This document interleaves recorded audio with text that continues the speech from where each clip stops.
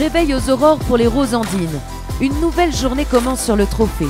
Mais avant de prendre le départ de la spéciale, passage obligé au classement avec pour cet équipage un verdict qui s'avère assez encourageant. On est 30e, on a fait 154 points, donc on est sur les kilométrages, on est parfaitement bien.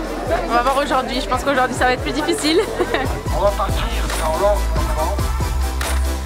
Bonjour à toutes et à tous, nous sommes à Cafayate, il est un peu tôt ce matin, nous sommes devant le briefing de Jean-Jacques Ray qui donne les dernières recommandations pour le grand départ de la deuxième étape. Même nombre de kilomètres qu'hier, mais on monte en altitude, on regarde ça, c'est parti. Bonne journée.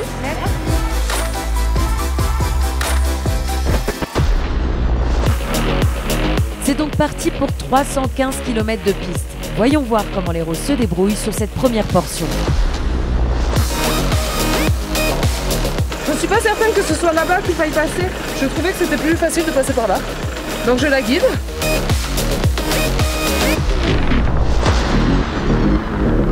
C'est tumultueux. Mais on s'amuse, c'est bien le fun. Est-ce que ça s'enlise ou pas? Le nôtre, il est lourd.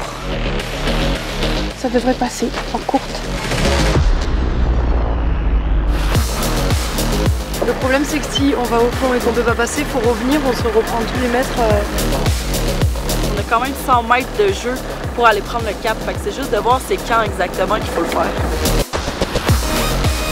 Il ne faut pas non plus trop couper, sinon on va sortir du périmètre du cap virtuel. Et on va perdre des points. Alors, on va peut-être jouer la sécurité.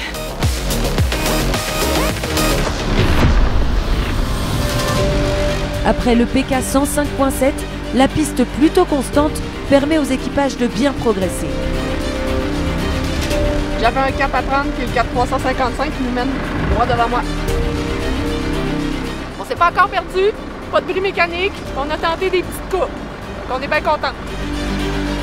Il n'y a pas de notion de vitesse, hein, donc c'est mieux de prendre le temps, d'être sûr.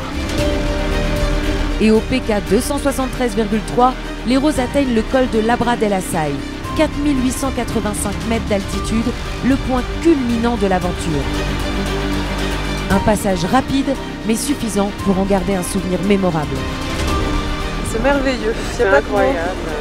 C'est formidable de pouvoir aller jusqu'à cette altitude-là déjà et de voir des paysages comme ça.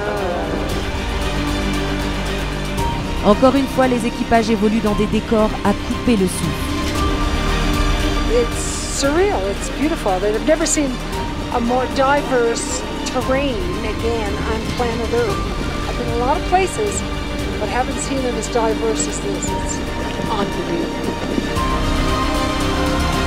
La Cordillère des Andes, elle l'attendait, la voilà, majestueuse.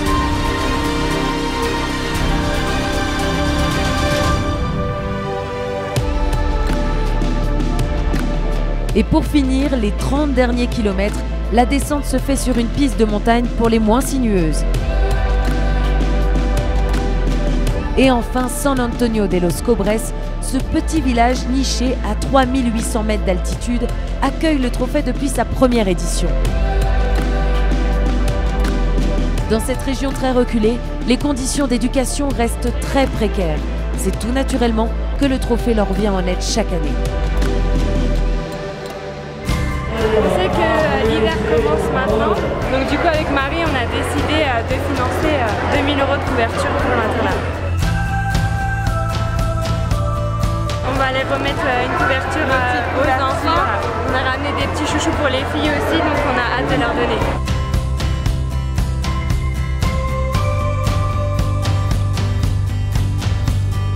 Ce soir, c'était la rencontre donc, des Roses et des enfants de l'internat. L'an passé, on leur avait renouvelé tous les matelas, acheté une machine à laver. Cette année, on a racheté une deuxième machine à laver. Un équipage a financé les couvertures pour tous les enfants de l'internat. Toutes les Roses ont amené des draps, des protège-matelas, des produits d'hygiène. Enfin voilà. Quand on travaille sur ces projets, nous, on y croit, on est à fond. Et quand on voit que les gens nous suivent et finissent par y croire comme nous, eh ben on se dit chouette, on a réussi et tous ensemble, on arrive à réaliser de belles choses. Donc, la seule chose que je dis, c'est merci du fond du cœur et j'espère qu'on va pouvoir continuer encore longtemps comme ça. Et voilà, c'est comme ça que se termine cette deuxième étape. à San Antonio de los Cobres avec Enfants du désert. C'était une journée riche en émotions et en sensations. Finalement, une journée typique du Trophée Rose des Andes. Demain en réserve tout autant. Continuez à nous suivre. À demain.